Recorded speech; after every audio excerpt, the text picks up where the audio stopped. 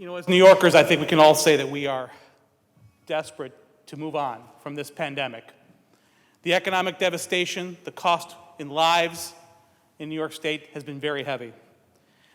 But if we want to move ahead, we're going to have to ensure that our economy can recover and thrive. That's why I was relieved to hear that our federal government was going to provide a very generous $12.6 billion in federal aid, as well as an additional $10 billion for schools, colleges, child care, and other budget items. I thought that that would mean we'd no longer need a tax increase right now, which would hurt New Yorkers at an incredibly sensitive and difficult time.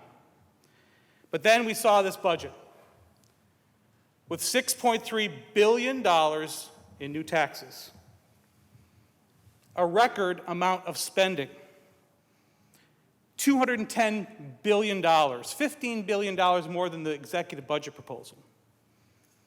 What's that going to mean for New Yorkers?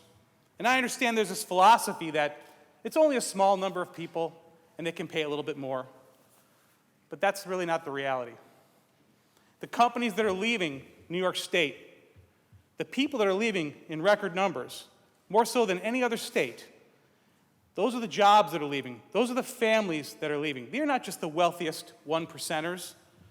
These are people in my district, the people that, like at Siemens Energy, 400 jobs because they're closing, because New York is no longer a state that Siemens can do business in.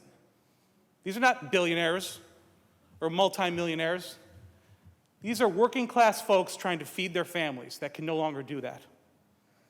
So these taxes that we're going to increase, they're going to affect all of those folks, not just the wealthiest 1%. We should be taking steps to reverse the trend of increasing taxes and regulations.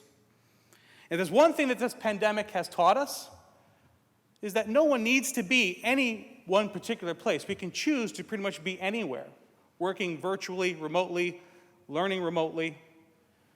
So we have to give people reasons to remain here in New York. The highest taxed state in the nation, and now one of the least safe states in the nation. Those are not reasons for people to remain in New York, certainly not reasons to move to New York. So we can talk about the last election and how many votes we received, but the reality is people are voting with their feet, and they're voting to leave New York State in record numbers. Now, there are some great things in this budget that I'm happy and proud to support, but unfortunately the way the system works here in Albany is it's one big bundle, and we have to vote up or down.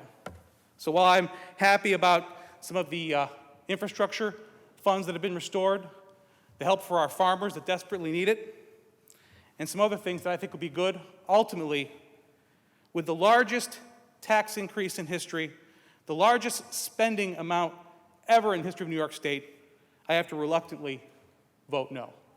Thank you.